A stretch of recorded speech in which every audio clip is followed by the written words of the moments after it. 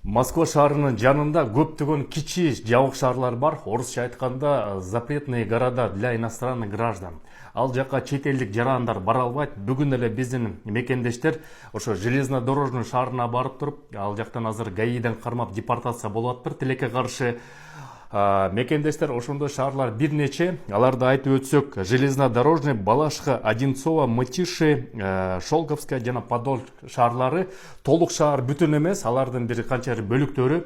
Ал жарлык болсо 92-жылы 470 жарлык менен чыккан. Ошон үчүн ошол шаарларга кечинде барганга аракет кылбагыла. Кечинде колдон келишинче барбаңыз. Барсаңыз дагы ошол шаардын тургуну менен чыгууга мүмкүнчүлүк бар. Болбосо кармап калса силерди депортация кылат.